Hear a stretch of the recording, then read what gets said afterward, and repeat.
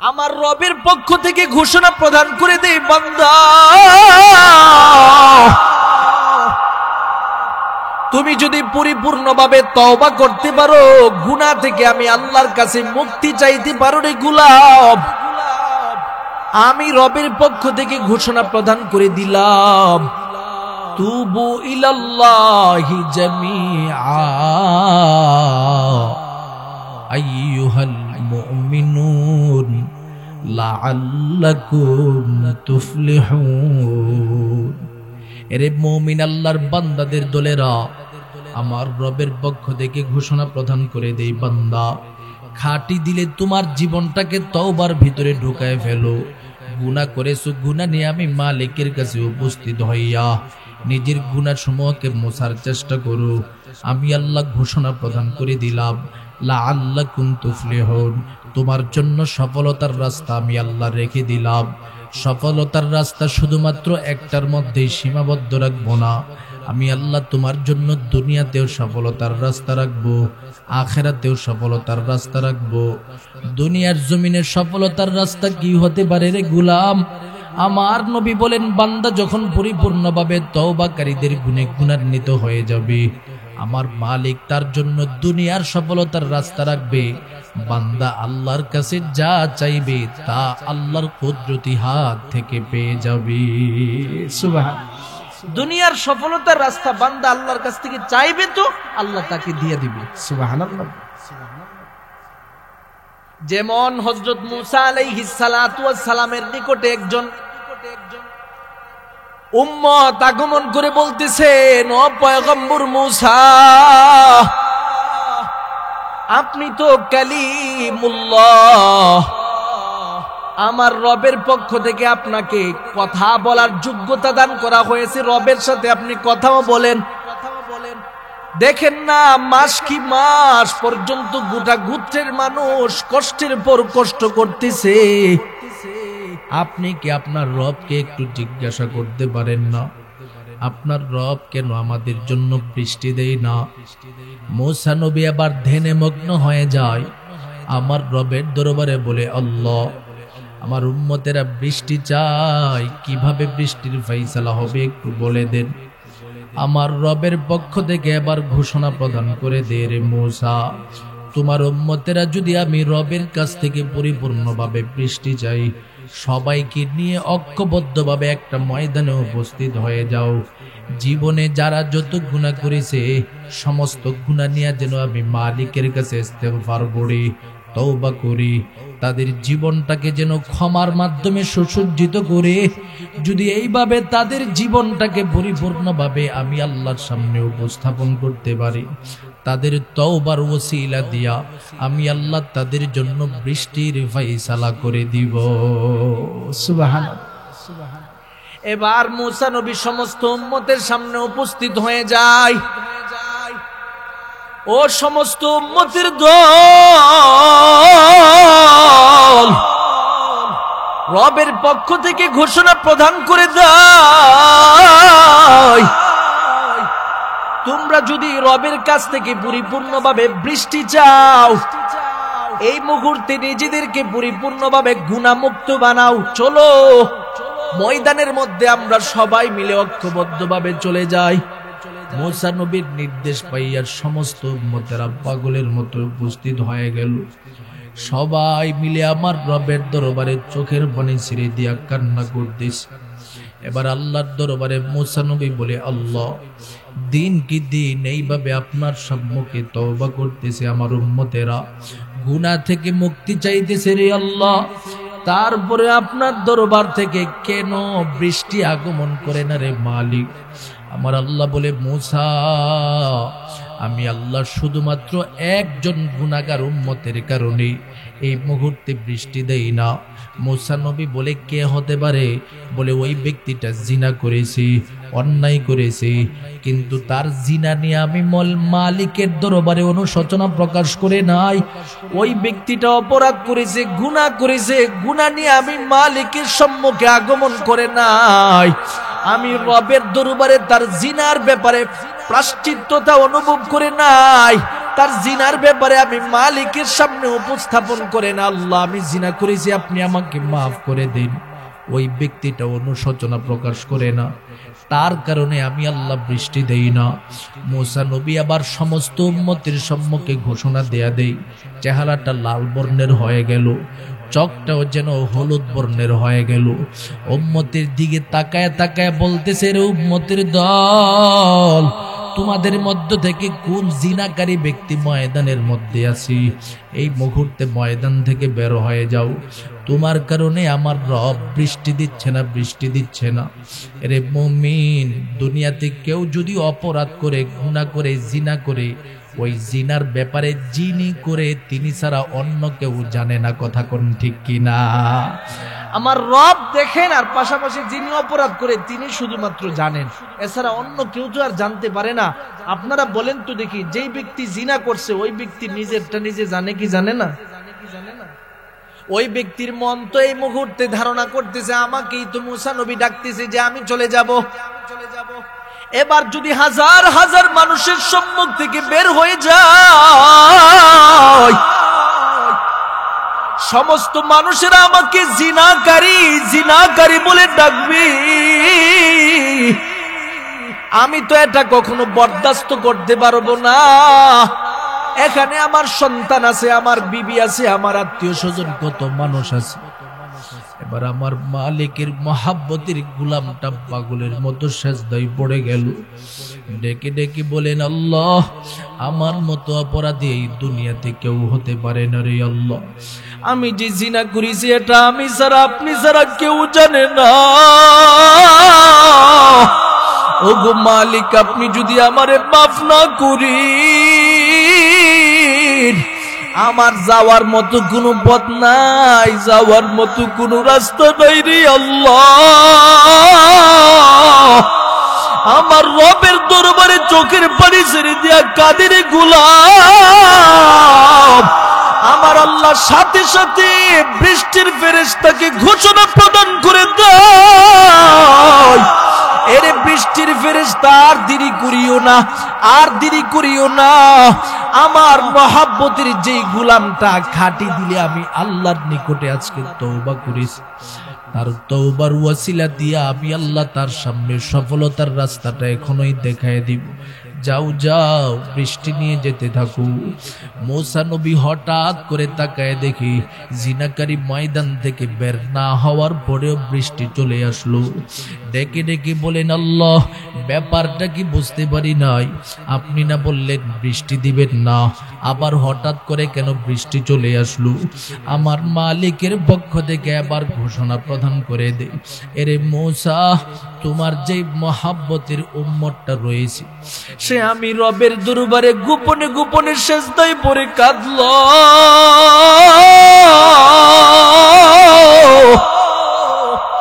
আমি আল্লাহর কাছে আমার মহাব্বতের গোলাম যখন এইভাবে কান্না করতে থাকি, রে মুসা আমি আল্লাহ আমার বান্দাটাকে কখনো মাহরুম করতে পারি না, যার কারণে তার তওবার ওসিলা দিয়া আমি আল্লাহ পাক আমার মহাব্বতের সেই গোলামটাকে মাফ করে দিলাম। আর এই তওবার ওসিলা দিয়া তার জন্য সফলতার দরওয়াজা খুলে দিলাম। এর মধ্যে প্রধান দরওয়াজা দিয়া আমি আল্লাহ তোমাদের জন্য বৃষ্টির ফয়সালা করে দিলাম। তওবা করে আবার তওবা ভাঙ্গিলাম, তওবা করে আবার তওবা ভাঙ্গিলাম, অবশেষে খাঁটি তওবা করিলাম। এ জীবনে না করিলাম বন্দেগি, গুনাহ করে কাটাইলাম জিন্দেগি। ও ফেনীর আল্লাহর মহাব্বতের গুলামের দলেরা, আমার রবের পক্ষ থেকে ঘোষণা প্রদান করে দেই, বান্দা তুমি যখন দিল খুলে আমি আল্লাহর কাছে তওবা করবা, আমি আল্লাহ তোমার জন্য এই তওবার রাস্তাটা খুলে দেওয়ার কারণে দুনিয়াতে যেমন আখিরাতে কেমন সফলতার রাস্তা দেখায় দিব। বান্দা ভালো করে শুনে নাও, আল্লাহ অপর আয়াতের মধ্যে এই বিষয়টা স্পষ্ট করে দেই। আল্লাহ নিজে বলেন, ইয়া আইয়ুহাল্লাযীনা আমানু তুবু ইলাল্লাহি তাওবাতান নাসুহা আসা রাব্বুকুম আইয়ুকাফিরা আনকুম সাইয়্যাতিকুম ويدخلكم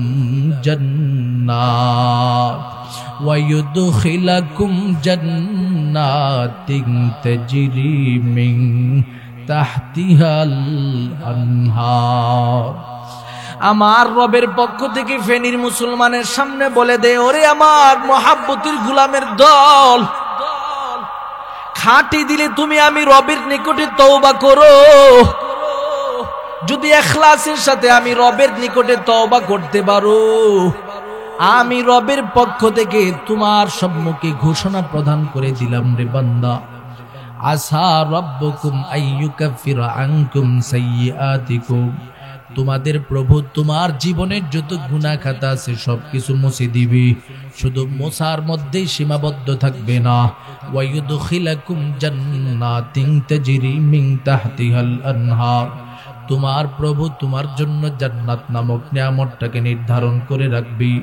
এরে মুমিন, আজকে আমরা এই আয়াতের মাধ্যমে বুঝতে পারলাম, এক নম্বরে আল্লাহ বলে, বান্দা তুমি যদি তওবা করতে পারো, লাআল্লাকুম তুফলিহুন, অবশ্যই তুমি সফল হবে।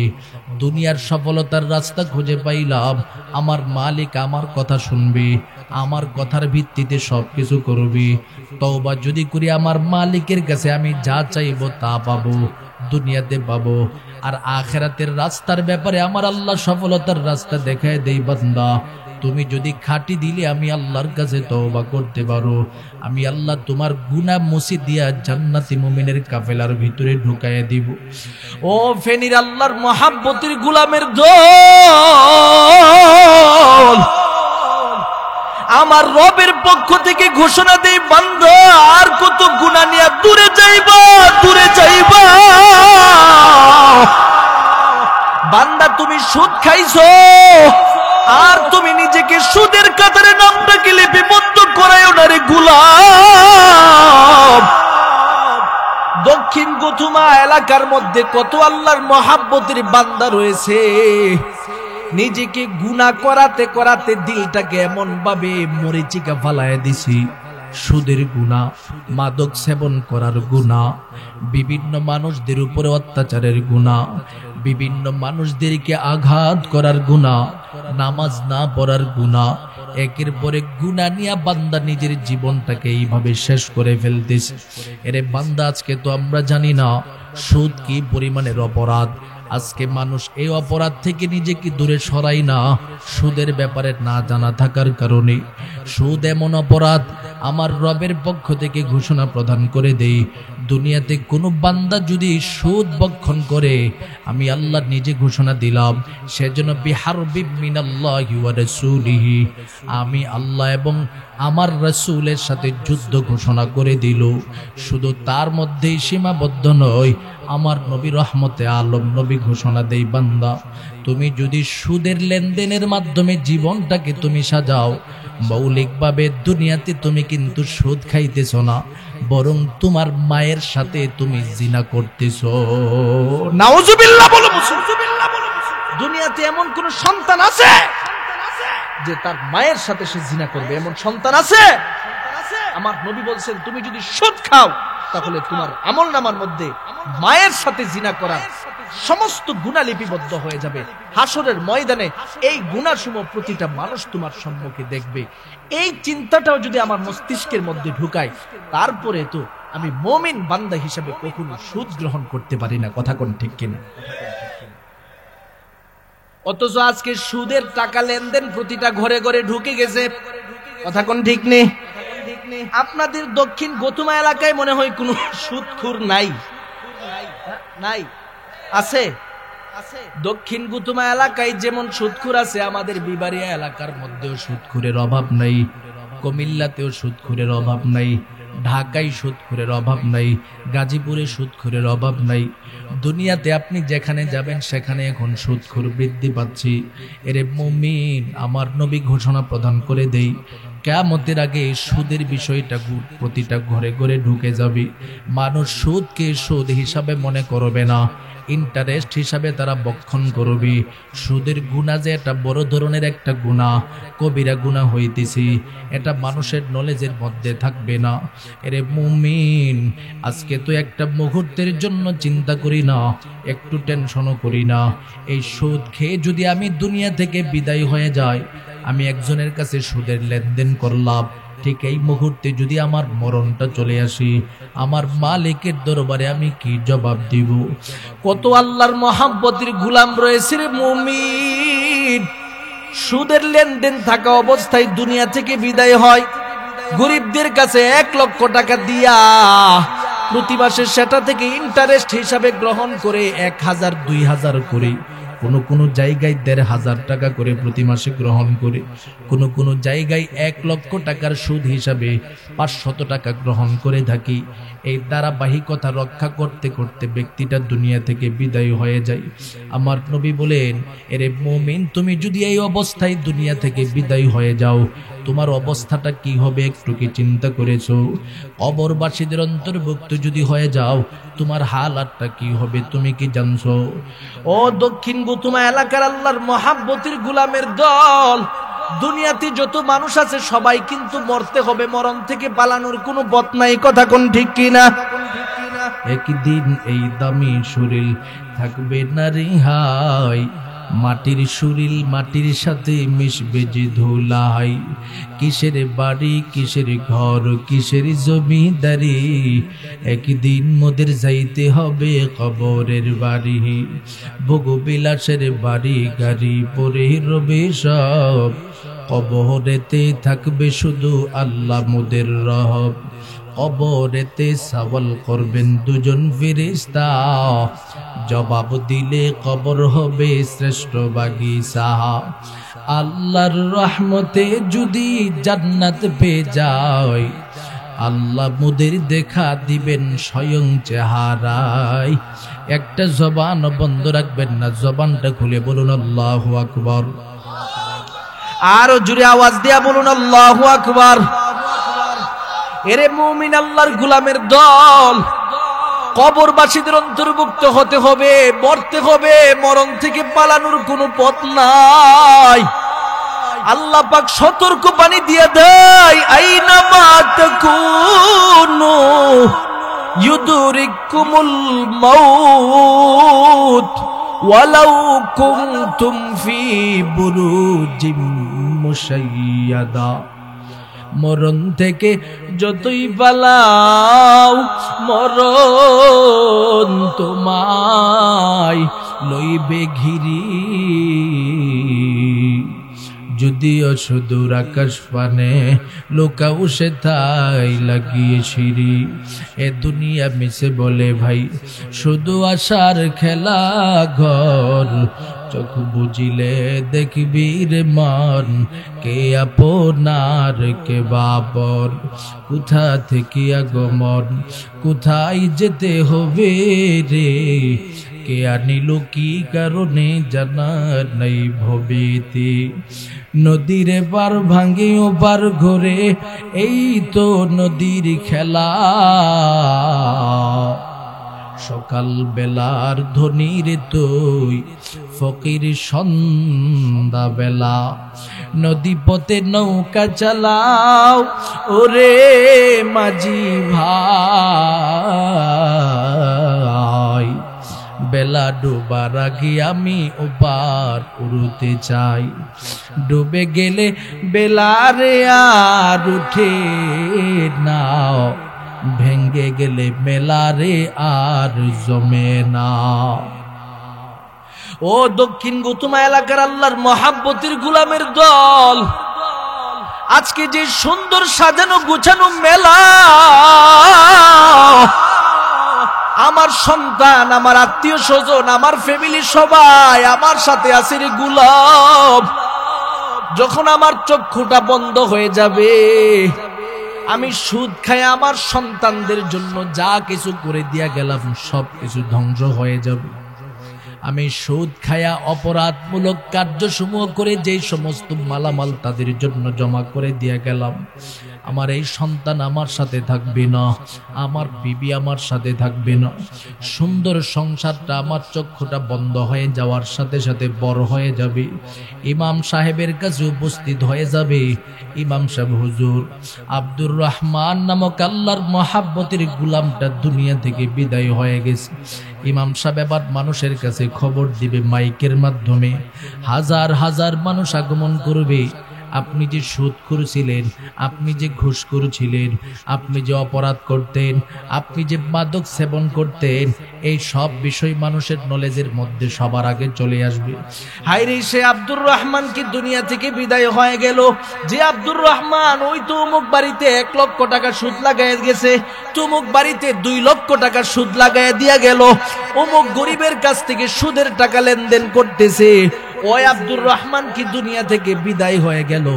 এভাবে প্রতিটা মানুষ আপনার ব্যাপারে বলতে থাকবে। আপনি যদি মাদক সেবী হয়ে থাকেন, আপনার ব্যাপারে এইভাবে আলোচনা করবে। মাইকে যে আব্দুর রহমানের নাম নেওয়া হইতেছে, এটা কি সে আব্দুর রহমান যে আব্দুর রহমান ভারত থেকে মাদক আনতো, এদেশের যুব সমাজদেরকে ধ্বংস করার জন্য চেষ্টা করত? এরে বান্দা, সেই সময় তুমি কি জবাব দিবা আমার মালিকের নিকট? তোমার এলাকা থেকে ভারতের বর্ডার কাছে বলি, তুমি সুযোগ পাও মাদক সেবন করার জন্য, মাদক আনতে, মানুষদেরকে, যুব সমাজকে ধ্বংস করার জন্য তুমি চেষ্টা করতেছো।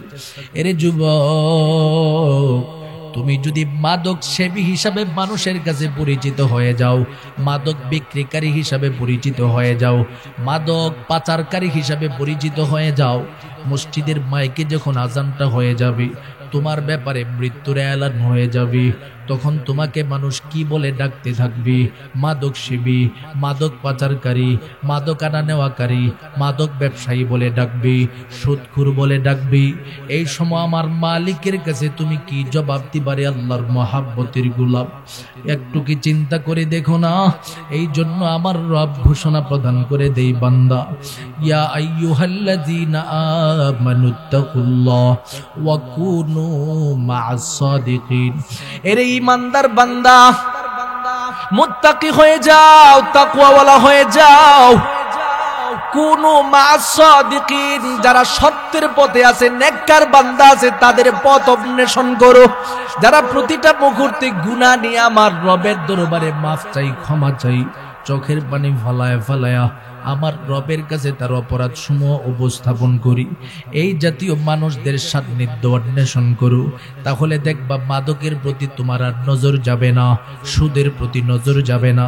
তাই নেককার বান্দাদের সহবতের মধ্যে থাকবা, ইমামের সহবতে থাকবা, এলাকার মাদ্রাসার মুহতামিম সাহেবদের সহবতের মধ্যে থাকবা, শিক্ষকদের সহবতে থাকবা। পারলে নিজের একটা সন্তানকে নেককার বানানোর চেষ্টা করবা। মাদ্রাসায় পড়াও, লেখাপড়া শিক্ষা দাও, দিন শিখাও, কোরআন শিখাও। যদি আমার রবের নামের শিক্ষা এই জগতের প্রতিটা মানুষের মধ্যে থাকে, কোরআনের শিক্ষা থাকে, দ্বীনের শিক্ষা থাকে, মাদ্রাসার শিক্ষা থাকে, আমি দক্ষিণ গুতুমার মানুষের সম্মুখে চ্যালেঞ্জ করে বলতে পারি, এই ব্যক্তিটা কখনো মাদকের সাথে সম্পৃক্ত হতে পারে না। কথা কোন ঠিক কিনা? যুবক ছেলেটা আলেমের সাথে সম্পর্ক, এই যুবক কখনো এই আলেমের আশেপাশ দিয়ে ঘোরাফেরা করার সময় মাদক হাতে থাকবে? কখনো? কথা কই না কেন? থাকবে। আলেমদের সাথে সহবত থাকলে অতটুকুই লাভ হয় যে সন্তানটা অন্তত পক্ষে সিগারেটে হাত দিবে না, ইয়াবা সেবন করবে না। যদি আলেমদের কাছ থেকে সন্তানটা দূরে থাকে, মসজিদ থেকে দূরে থাকে, মাদ্রাসা থেকে দূরে থাকে, দেখবেন এই ছেলেটা কোন দিকে যেন খারাপ হয়ে যায়, বাবাও কল্পনা করতে পারে না। কথা কোন ঠিক কিনা? তাই এই দেশের যুব সমাজদেরকে মাদক থেকে রক্ষা করতে গেলে অভিভাবকরাও দায়িত্বশীল ভূমিকা পালন করতে হবে। সেটা হলো অভিভাবকরা নিজের সন্তানকে পাহারাদারি করতে হবে, আলেমদের সহবতি বেশি রাখার চেষ্টা করতে হবে। এই যে আজকে দিনের একটা মজলিস তারা কায়েম করেছে, আমার কাছ থেকে কতদিন হয়ে গেল এই ডেটটা নিয়েছে। আমি তো মনে করি যেদিন থেকে এই যুবক ছেলেরা আমার কাছ থেকে ডেটটা নিয়েছিল, সেদিন থেকে যুবক ছেলেগুলো মাহফিলটা কেমনে সুন্দর হয়, মানুষদেরকে কিভাবে সাজানো যায়, এই চিন্তা নিয়ে ব্যস্ত ছিল। কথা কোন ঠিক কিনা? এই যে ভালো কাজ নিয়ে ব্যস্ত ছিল। এই জন্য যুবকদেরকে সবসময় ভালো ভালো কাজের প্রতি আকৃষ্ট করার চেষ্টা করবেন। কখনো যেন যুবক ছেলেগুলি আপনার নজর থেকে চলে না যায়, ইমামের নজর থেকে চলে না যায়, আলেমের নজর থেকে চলে না যায়, মাদ্রাসার ছাত্র বন্ধুর কাছ থেকে যেন চলে না যায়, এদিকে সবসময় খেয়াল রাখবেন। তাহলে দেখবেন সন্তানটা কখনো মাদক আসক্তি হবে না। কথা কোন ঠিক কিনা? একটা মাদ্রাসার ছাত্র দেখাতে পারবেন যে ছেলেটা ইয়াবা সেবন করে? দেখাতে পারবেন? আছে, আপনাদের এলাকায় মাদ্রাসা আছে। একটা ছাত্রকে দেখছেন কখনো ইয়াবা সেবন করছে? একটা ছেলেকে দেখছেন কখনো সিগারেট খাইতেছে? ধূমপান করে না। কারণ তারা ছোট থেকেই নেককারদের সহবতে থাকিয়া নিজেদেরকে আদর্শবান হিসাবে উপস্থাপন করে। সুবহানাল্লাহ। আমি যেই কথা বলতেছিলাম, 1 নম্বরে সুদ থেকে নিজেকে মুক্ত রাখরে গোলাম, 2 নম্বরে মৃত্যুর কথা যদি তোমার স্মরণ থাকে, মাদক থেকে নিজেকে সর্বহালাতের হেফাজত করো। এবার বলবা হুজুর, সুদ তো জীবনে অনেক খায় ফেললাম, মাদক তো জীবনে অনেক বক্ষণ করলাম, সেবন করলাম, ব্যবসা করলাম, মাদক পাচার করলাম, এত কিছু করে আজকে আমি তো মনটা চাইতেছে আর গুনাহ করব না, আর মাদকের কাছে যাব না, আর কখনো সুদের নিকটেও যাব না। আমি এই মুহূর্তে খাঁটি দিলে তওবার সম্মুখীন হতে চাই। হুজুর, কি করতে পারি? আল্লাহকে আমারে মাফ করবে কিনা? ও আল্লাহর মহাব্বতের গোলামের দলেরা, তোমার মতো গুনাহগারদেরকে আমার আল্লাহ ডেকে ডেকে বলে, নবী গো, দুনিয়ার প্রতিটা গুনাহগার আমার মহাব্বতের বান্দাদের সম্মুখে বলে দেন, কুল ইয়া ইবাদিয়াল্লাযীনা আসরাফু আলা আনফুসিহিম লা তাকনাতু মির রাহমাতিল্লাহ ইন্নাল্লাহা ইয়াগফিরুদ যুনুবা জামিআ ইন্নাহু হুয়াল গফুরুর রহিম। মহাব্বতের সাথে জবানটা খুলে বলুন আল্লাহু আকবার। আমার রবের পক্ষ থেকে ফেনীর প্রতিটা মুমিন বান্দার সম্মুখে ঘোষণা প্রদান করে দেয়, এরে আমার মহাব্বতের গোলামের দল, নিজের জীবনটাকে তুমি যদি গুনাহমুক্ত বানাতে চাও, আমি মালিকের রহমতের চাদর থেকে নিজেকে দূরে সরাইয়া দিও না। লা তাকুনাতু মির রাহমাতিল্লাহ, আমি আল্লাহর রহমতের চাদরের ভিতরে থাকো। আমি আল্লাহর রহমতের চাদরটা বান্দা অনেক বড়। তুমি জীবনে কি গুনাহ করেছো, তুমি জীবনে কি অপরাধ করেছো রে বান্দা, তোমার সমস্ত অপরাধের তুলনায় আমি মালিকের রহমতের চাদরটা অনেক বড়। কেমন বড় রে গোলাম, কেমন বড়, কেমন বড়, কেমন বড়, ভালো করে শুনে নাও। আমি মালিক ঘোষণা দিলাম, আসমানের দিকে তুমি তাকাইছো, জমিনের দিকে তাকাইছো, আরশের দিকে তাকাইছো, তার চাই থেকে আমি মালিকের রহমতের চাদরটা অনেক বড়। সুবহানাল্লাহ বলে। মুসা নবী আমার রবের কাছে একদিন বলে, আল্লাহ আমি একটু ধারণা নিতে চাই, আমার উম্মতের মধ্য থেকে সবচেয়ে থেকে নিকৃষ্ট উম্মত কে হতে পারে, তার একটা পরিচয় আমার সম্মুখে উপস্থাপন করে দেন। আমার রব এবার ঘোষণা প্রদান করে দেয়, ও পয়গম্বর মুসা, তুমি যদি তোমার নিকৃষ্ট উম্মতের পরিচয় খুঁজে পেতে চাও, আমি আল্লাহর পক্ষ থেকে ঘোষণা প্রদান করে দিলাম, অমুক জঙ্গলের সম্মুখে তুমি দাঁড়ায় যাও। যদি সেখানে গিয়া কোনো ব্যক্তিকে সবার আগে সুবহে সাদেকের সময় ঢুকতে দেখো, মনে করবা এই ব্যক্তিটা সবচেয়ে থেকে নিকৃষ্ট উম্মত। মুসা নবী আর দেরি করে নাই, পাগলের মতো তিনি সেখানে চলে যাই। গেটের সম্মুখে দাঁড়ায় দাঁড়ায় অপেক্ষার পরে অপেক্ষা করতেছি। হঠাৎ করে তাকায় দেখে একজন আল্লাহর বান্দা ছোট্ট একটা বালক সন্তান নিয়ে জঙ্গলের ভিতরে ঢুকতেছি। মুসা নবী আবার নিকৃষ্ট উম্মতের পরিচয় জানতে পারলেন। এবার আমার রবের দরবারে বলে, আল্লাহ আমার উম্মতের মধ্য থেকে নিকৃষ্ট উম্মতের পরিচয় আমি পাইলাম। আমার সম্মুখে এবার নেককার উম্মতের পরিচয় বলে দেন, রবের পক্ষ থেকে এবার ঘোষণা প্রদান করে দে, এরে আমার নবী মূসা, তুমি যদি নেককার উম্মতের পরিচয় খুঁজে পেতে চাও, এই মুহূর্তে যেই জঙ্গলের মধ্যে তুমি গিয়েছিলা, সকাল বেলা যেই গেটের সম্মুখে দাঁড়ায়াছিল, ঠিক এই গেটের সম্মুখে সন্ধ্যাবেলা তুমি দাঁড়ায়া যাবে। যেই ব্যক্তিটা সবার আগে সন্ধ্যার সময় জঙ্গল থেকে বের হবে, এই ব্যক্তিটা তোমার উম্মতের মধ্য থেকে সবচেয়ে থেকে নেককার উম্মত হিসাবে আমি আল্লাহর কাছে গ্রহণযোগ্য হয়ে গেছি। মূসা নবী আবার দিলের ভিতরে বড় আগ্রহ নিয়ে সেখানে চলে গেল। এরে মুমিন, জঙ্গলের গেটের সম্মুখে গিয়ে তিনি তাকায় দেখি ওই ব্যক্তিটা তো সেই ব্যক্তি যেই ব্যক্তি সকালবেলার নিকৃষ্ট অবস্থায় জঙ্গলের ভিতরে ঢুকেছিল। সুবহানাল্লাহ বলেন। বড় আশ্চর্য ব্যাপার না, যে সকালবেলা একটা ব্যক্তি জঙ্গলে ঢুকলো, তাকে নিকৃষ্ট ব্যক্তি হিসাবে দেখে দিলাম, বিকালে আসলো সে আবার নেককার হয়ে গেল। মূসা নবী তো আবার আশ্চর্যান্বিত হয়ে গেল। সেজদায় পড়ে আমার মালিকের দরবারে কেঁদে কেঁদে বলেন, আল্লাহ,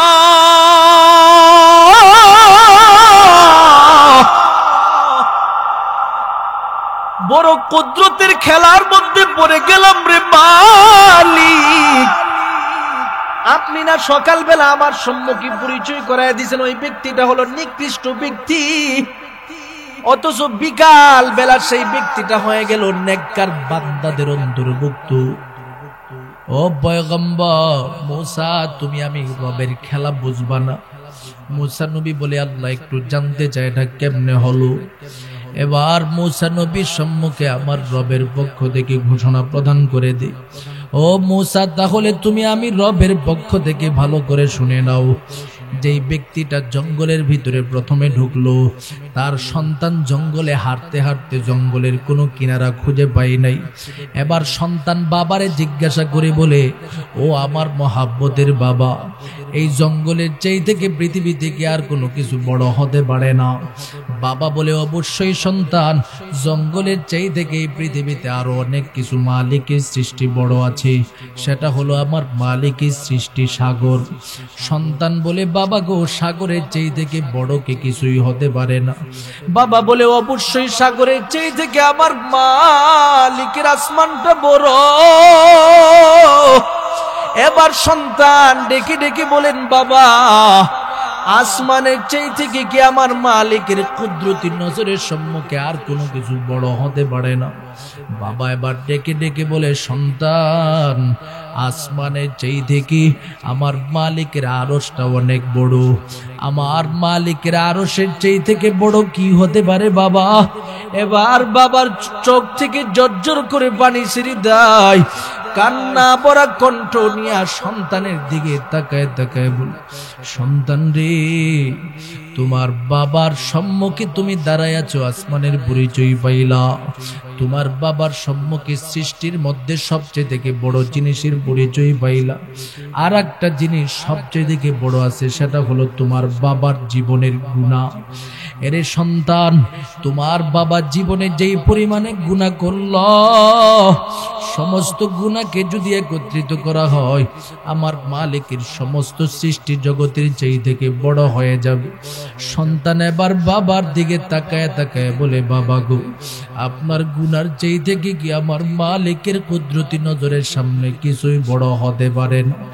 বাবা এবার ডেকে ডেকে বলে, সন্তান, আমার মালিকের কুদরতি নজরের সম্মুখে তোমার বাবার গুনার চেয়ে থেকে একটা সৃষ্টি আছে রে সন্তান, সেটার নাম হলো তোমার বাবার মালিকের রহমতের চাদর। তোমার বাবার গুনাহ যদি মালিকের রহমতের চাদরের ভিতরে ঢুকে যায়, তোমার বাবার জীবনের সমস্ত গুনাহগুলোকে আমার মালিক সাথে সাথে স্বর্ণতায় রূপান্তরিত করে দিবে। আল্লাহু আকবার বলেন মুমিন। জবানটা খুলে আওয়াজ দিয়া বলুন আল্লাহু আকবার। আরো জোরে পিছনের পায়রা বলুন আল্লাহু আকবার। এরে মুমিন আল্লাহর গোলামের দল, আমার রবের পক্ষ থেকে মুসা নবীর সম্মুখে ঘোষণা প্রদান করে দেয়, এরে মুসা, আমার যে মহাব্বতের গোলাম, আমি মালিকের রহমতের চাদরটাকে এমন বড় বড় বড় বড় বলে ঘোষণা দিতে পারি। বলো রে মুসা, এই আমার মহাব্বতের বান্দাটাকে কি আমি নিকৃষ্ট বলতে পারি? যার কারণে সকালবেলা যদিও ব্যক্তিটা নিকৃষ্ট ছিল, সন্ধ্যা ঘনিয়ে আসার আগে আমি মালিকের রহমতের চাদরের ভিতরে আমার বান্দাটাকে ঢুকাইয়া তাকে জান্নাতি মুমিনের কাফেলার ভিতরে অন্তর্ভুক্ত করে আজকে এই দিবসে তোমার উম্মতের মধ্য থেকে নেককার উম্মতের অন্তর্ভুক্ত করে দিলাম। সুবহান। মহাব্বতের সাথে জবানটা খুলে বলুন সুবহানাল্লাহ। ও দক্ষিণ তোমার শান্তির পাড়া এলাকার আল্লাহর মহাব্বতের গোলামের দল, আপনার আমার গুনাহ আমার মালিকের কাছে কিছু না, যদি খাটি দিলে মালিকের কাছে তওবার গুণে গুণান্বিত হতে পারি, মালিকের কাছে ক্ষমা চাইতে পারি। আমার আল্লাহ বলেন, মান তাবা ক্বাবলা আন তাতুলু আশ-শামসু মিন মাগরিবিহা তাবাল্লাহু আলাইহি। আমার নবী ঘোষণা প্রদান করে দেয়, জমিনে যদি কোনো উম্মত সূর্য পশ্চিম দিক থেকে উদিত হওয়ার আগে আমার মালিকের দরবারে খাঁটি দিলে তওবা করি, আমার আল্লাহ সাথে সাথে ওই বান্দার তওবাটাকেও কবুল করে নেয়। সুবহানাল্লাহ। আপনারা ফেনীর মানুষ বলেন, জীবনে কোনোদিন সূর্য পশ্চিম দিক থেকে উদিত হয়েছে দেখছেন না? কিন্তু নবী তো বলছে, ওই সময় আগ পর্যন্ত যদি কোনো মুমিন আল্লাহর কাছে তওবা করে আল্লাহ পাক কবুল করে। তার মানে নবীজির একটা ভবিষ্যৎবাণী রয়েছে, 10টা আলামত রয়েছে কিয়ামতের, বড় বড় আলামত। এই 10টা আলামতের মধ্যে প্রধান একটা আলামত হলো তাতলুউশ শামসু মিন মাগরিবিহা, সূর্য পশ্চিম দিক থেকে উদিত হবে। আর এই সূর্য পশ্চিম দিক থেকে উদিত যেদিন থেকে হবে, সেদিন থেকে যত মানুষই তওবা করুক আর তওবা কবুল হবে না। তাই আমাদের জরুরি হলো ওই সময়টা অন্তত পক্ষে আসার আগে তওবা করা। এবার জরুরত হলো, অনেকে বলবেন যে হুজুর এর আগেই তো আমাদের মরণ আসবে, কারণ দুনিয়াতে তো কেউ জানে না। ইন্নাল্লাহা ইনদাহু ইলমুস সাআহ ওয়া ইউনাজ্জিলুল গায়স ওয়া ইয়ালামু মা ফিল আরহাম ওয়া মা তাদরি নাফসুম মাযা তাকসিবু গাদা ওয়া মা তাদরি নাফসুম বিআইয়ি আরদিন তামুত। বান্দা কোথায় মরবে, কোন জায়গায় তার মৃত্যু হবে, ফেনী শহরে গিয়া হবে নাকি ঢাকায় গিয়া হবে নাকি দক্ষিণ গতুমা এলাকার মধ্যে হবে, কোথায় হবে বান্দা যেহেতু জানে না, কখন মরণ হবে সেটাও জানে না। এই মুহূর্তে বান্দাটা কি করবে? আমার নবী বলেন, এই মুহূর্তে যেহেতু তার মরণের ব্যাপারে সে জানা নাই, এখনোই তুমি ওয়ালা তামুতুন্না ইল্লা ওয়া আনতুম মুসলিমুন, মুসলমান না হয়ে মৃত্যুর স্বাদ গ্রহণ করিও না। মানে এখনোই তোমার সামনে মরণ আসবে, তুমি এখনোই খাঁটি দিলে তওবা করে নিজেকে পরিপূর্ণ মুসলমান বানায় নাও, আমার আল্লাহ তোমাকে মহাব্বতের চাদরের ভিতরে ঢুকাইয়া নেবে। এই জন্য আমার মালিকের মহাব্বতের চাদরের ভিতরে ঢোকার জন্য 1 নাম্বার গুণ হলো ইন্নাল্লাহ ইউহিব্বুত তাওয়াবিন। আল্লাহ বলে, বান্দা জমিনের মধ্যে যতদিন পর্যন্ত থাকবা, খাঁটি দিলে আমি রবের কাছে তোমরা তওবা করবা, তওবা করলে আমি আল্লাহ তোমাকে মহাব্বতের চাদরে ঢুকাইয়া দিব। এবার আসি 2 নাম্বার মহাব্বত, ইউহিব্বুল মুতাতাহহিরিন। মুমিন, তুমি দিল খুলে যখন আমি রবের নিকটে তওবা করতে করতে ইস্তেগফার পড়তে পড়তে নিজেকে পবিত্র বানায় নিবা, তখন তুমি আমি মালিকের রহমতের চাদরের ভিতরে ঢুকে যাবে, মহাব্বতের চাদরের ভিতরে ঢুকে যাবে। এবার বুঝার বিষয় হলো নিজেদের মধ্যে পবিত্রতার গুণ আছে কিনা। এই মজলিসের মধ্যে এমন শত শত মানুষ রয়েছে, আমি যদি জিজ্ঞাসা করি প্রতিটা মানুষ বলবে যে হুজুর আমরা পবিত্র অবস্থায় আসি নাই, এভাবে নিজের জীবন চলতেছে, ঘরে অপবিত্র অবস্থায় থাকি, রাস্তা দিয়ে চলতেছে অপবিত্র অবস্থায় থাকি। এরে মুমিন, আমরা শুধু মুসলমানরা জানি নামাজ পড়লে পবিত্র হতে হয়, কোরআন তেলাওয়াত করলে পবিত্র হতে হয়, এছাড়া পবিত্রতার কোনো জরুরত নাই। অথচ আমার নবী বলেন দুনিয়ার জমিনের মধ্যে যারা আল্লাহর মহাব্বতের গোলাম তারা নিজেদেরকে 24টা ঘন্টা পবিত্রতার মধ্যে রাখে। সুবহানাল্লাহ। মহাব্বতের গোলাম যারা তারা সবসময় নিজেকে পবিত্রতার মধ্যে রাখে, আর এটার মধ্যে শান্তি বেশি।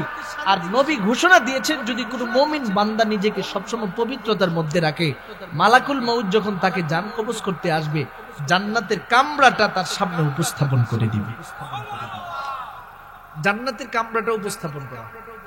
এ কারণে একদিন রবের পক্ষ থেকে বলা হলো, বনি ইসরাইলের যুগে মালাকুল মউতরে বলা হলো যে দুনিয়াতে একটা বান্দা আছে, ওই ব্যক্তিটা যখন মৃত্যুবরণ করবে আমি আল্লাহ এখনই ঘোষণা দিলাম তুমি তার সামনে জান্নাতের কামরাটা নিয়ে যাবে।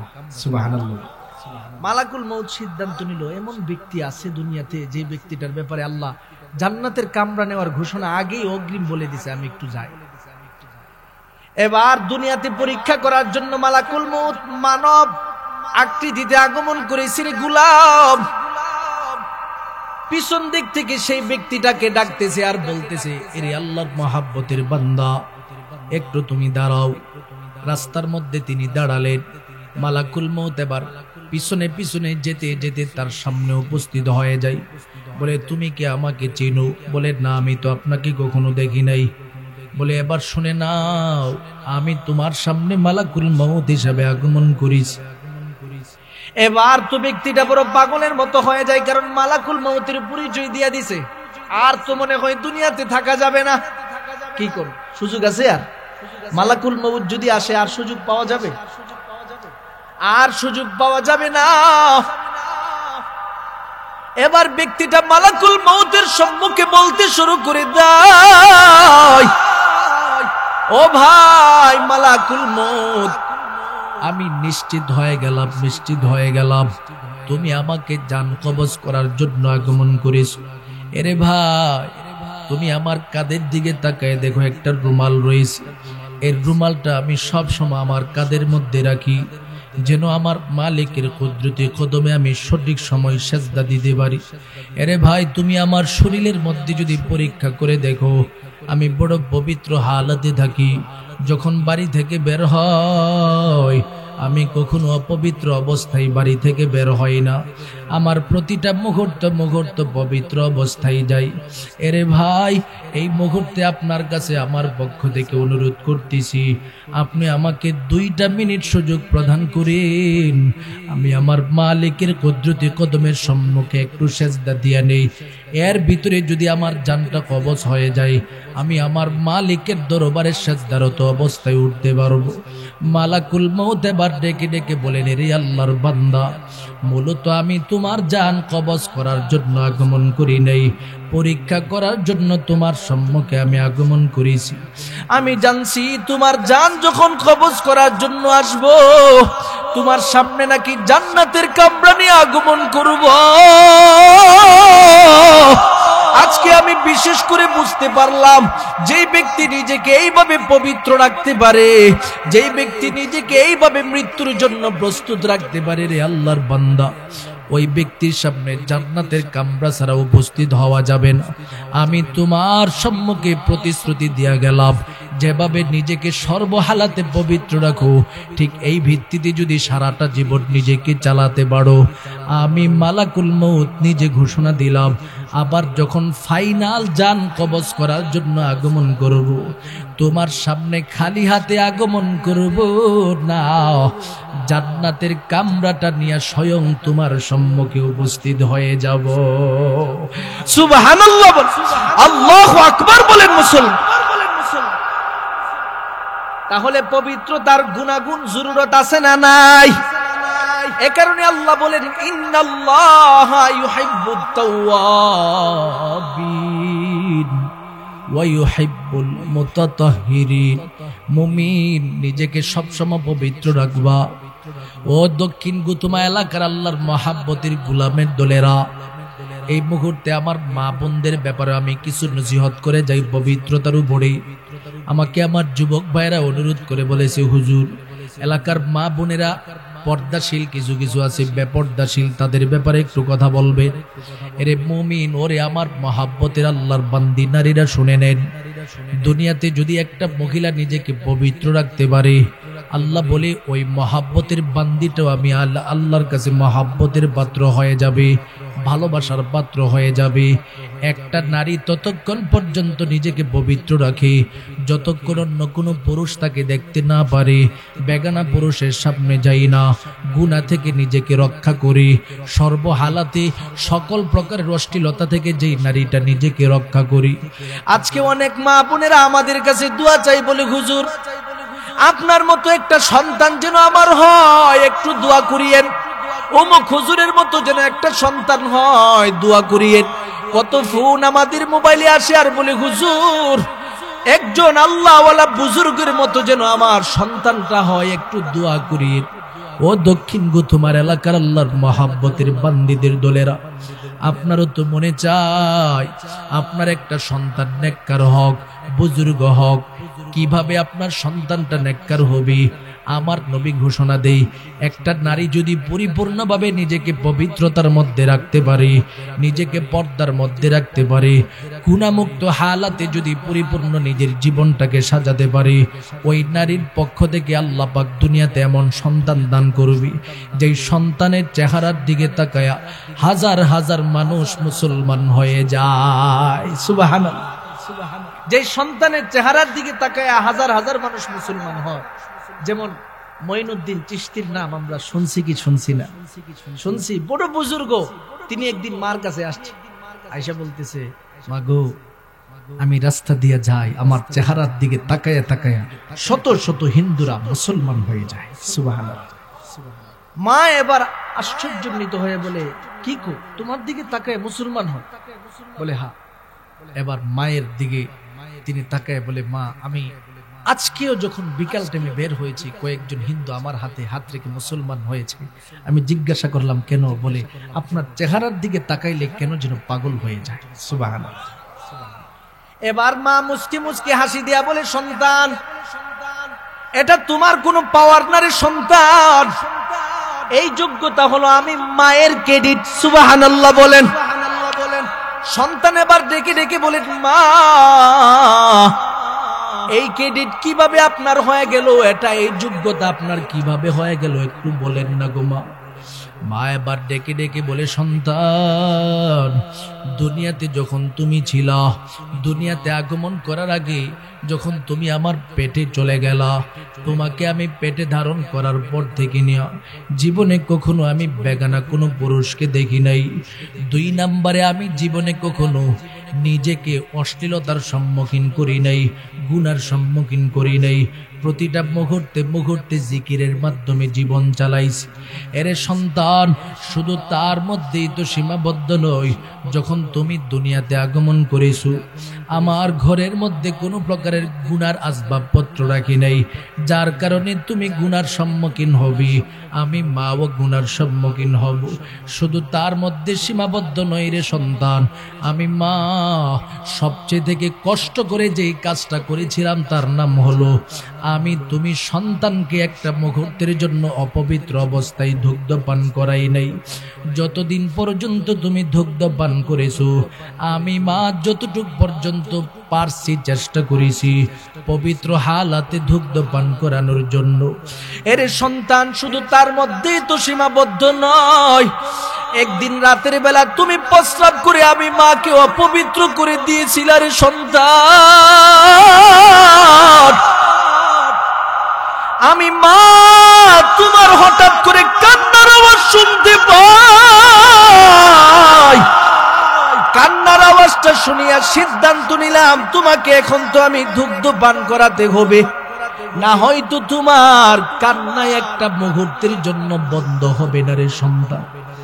এবার আমি আমার কাপড়ের দিকে তাকায় দেখি তুমি প্রস্রাব করে আমার কাপড় কি ভিজাইয়া দিস, আমার শরীরটা পর্যন্ত পবিত্র অবস্থায় রয়ে গেল। এরে সন্তান কিভাবে তোমাকে আমি এখন দুগ্ধ পান করাবো? তুমি কান্না করতেছো, আমি মা এবার চলে গেলাম পানির কাছে, ঠান্ডা পানি দিয়া পরিপূর্ণভাবে নিজের শরীরটাকে ধৌত করলাম, অতঃপর ওযু করে পরিপূর্ণভাবে পবিত্র হইয়া তুমি সন্তানের মুখের মধ্যে আমার দুগ্ধ দিয়া দিলাম, তারপর তুমি পরিপূর্ণভাবে দুগ্ধ পান করেছো। এর সন্তান শুধু তার মধ্যেই তো সীমাবদ্ধ নয়, তুমি যখন বড় হয়ে গেছো, আমি মা তোমাকে লালন পালন করার সময় তোমাকে যখন আমি জুতা পরিধান করাইতাম, নবীর সুন্নত মোতাবেক ডান পাশের জুতাটা আগে পরিধান করাইতাম। তোমাকে যখন আমি কাপড় পরিধান করাইতাম, নবীর সুন্নত মোতাবেক তোমার ডান হাতটা আগে হাতুলের ভিতরে ঢুকাইতাম। এভাবে তুমি সন্তানকে আমি লালন পালন করতে করতে নবীর সুন্নতের উপরে এমন অভ্যস্ত করে দিলাম, যার ফলে তুমি আজকে বড় হয়ে গেলা। এখন আমার মালিকের প্রতিটা বিধান মানতে তোমার জন্য সহজ হয়ে যায়। ও দক্ষিণ গোতুমা এলাকার পর্দার অন্তরালের মা গো, আপনার কি মনে চাই না আপনার সন্তানটা বাইজিদ বুস্তামির মতো আল্লাহর ওলি হয়ে যাক? ও গুমা, আপনার কি মনে চাই না আপনার সন্তানটা মঈনুদ্দিন চিশতির মতো একজন আল্লাহওয়ালা বুজুর্গ হয়ে যাক? আপনার কি মনে চাই না বাংলাদেশের হক্কানি বড় বড় বুজুর্গের মতো আল্লাহওয়ালা নিজের সন্তানটা হোক, শ্রেষ্ঠ হোক, ভালো হোক, নেককার হোক, মাদক সেবন থেকে দূরে থাকুক? সেটা কি আপনি চান না? যদি চেয়ে থাকেন গো মা, আমি আপনার সম্মুখে যে অনুরোধটা করে যাব, আমার রবের পক্ষ থেকে আপনার জন্য বিধান দেওয়া হয়েছে, ওয়াকারনা ফি বুয়ুতিকুন্না ওয়ালা তাবাররাজনা তাবাররুজাল জাহিলিয়াতিল উলা। ও দুনিয়ার সমাজের সমস্ত নারীদের দলেরা, নিজেকে যদি পবিত্র রাখতে চাও, নিজেকে যদি নেককার বানাতে চাও, সর্বহালাতে নিজেকে পর্দার ভিতরে রাখো, ঘরের ভিতরে থাকো। সমস্ত নারী সমাজ, তোমরা পর্দা থেকে কোনো সময় বের হওয়ার প্রয়োজন রয়েছে, ঘর থেকে জরুরতের জন্য বের হওয়ার প্রয়োজন রয়েছে। আল্লাহ বলে বের হও, কোনো সমস্যা নাই। ওয়ালা তাবাররাজনা তাবাররুজাল জাহিলিয়াতিল উলা। জাহিলি যুগের নারীদের মতো নিজেদেরকে প্রকাশ করিও না। জাহিলি যুগের নারীরা নিজেদেরকে উলঙ্গ অবস্থায় বের করত, অর্ধ উলঙ্গ হয়ে তারা বের হতো, নিজেদেরকে অর্ধ উলঙ্গ হয়ে বের করায়ও না। দুনিয়াতে খাঁটি মুসলমান নারীরা যেইভাবে পর্দার সাথে নিজের জীবনটাকে পরিচালনা করে রে মা, নিজের জীবনটাকে সেভাবে পরিচালনা করার চেষ্টা করুন। আমার নবী ঘোষণা দেয়, এই সমস্ত মহিলাদের সন্তানরা জগৎ বিখ্যাত বুজুর্গ হিসাবে আল্লাহর কাছে কবুল হয়ে যাবে। সুবহানাল্লাহ। এজন্য আমার সমাজের নারীরা যারা আছেন, পর্দা করার প্রয়োজন আছে না নাই? পর্দা যারা করবে তারাই পবিত্রতার ভিতরে ঢুকবে। আমার দেশের পুরুষেরাও নিজেদেরকে সবসময় পবিত্রতার জীবনের ভিতরে ঢুকানো উচিত। আমি আলোচনার সূচনায় আপনাদেরকে বলেছিলাম, দুইটা পয়েন্টকে সামনে রেখে কথা বলবো। এক নম্বরে আল্লাহ বলেন, বান্দারে তুমি যদি আমি মালিকের মহাব্বতের চাদরের ভিতরে ঢুকতে চাও, ইন্নাল্লাহা ইউহিব্বুত তাওয়াবিন, আমি আল্লাহ ঘোষণা প্রদান করতেছি, তওবাকারীদের গুণে গুণান্বিত হবে, আমি আল্লাহ তোমাকে ভালোবাসবো। দুই নম্বরের গুণ, ওয়া ইউহিব্বুল মুতাতাহহিরিন, 24টা ঘন্টা যতটুকু তোমার সক্ষমতা আছে নিজেকে পবিত্র রাখার চেষ্টা করবা। নারী সমাজ নিজেদেরকে গুনাহ থেকে পবিত্র রাখার চেষ্টা করবা, পুরুষ সমাজ নিজেদেরকে গুনাহ থেকে পবিত্র রাখার চেষ্টা করবা, যুব সমাজ নিজেদেরকে গুনাহ থেকে পবিত্র রাখার চেষ্টা করবা। আমার মালিক তোমাকে মহাব্বতের চাদরের ভিতরে ঢুকাইয়া আল্লাহর জান্নাতি মুমিনের কাফেলার ভিতরে প্রবেশ করাইয়া দিবেন। সুবহানাল্লাহ। আল্লাহ পাক আমাদের সকলকে যেই দুইটা গুণের উপরে কথা বললাম আমল করার তৌফিক দান করুক। সকলে বলুন আমিন। ওয়া মা আলাইনা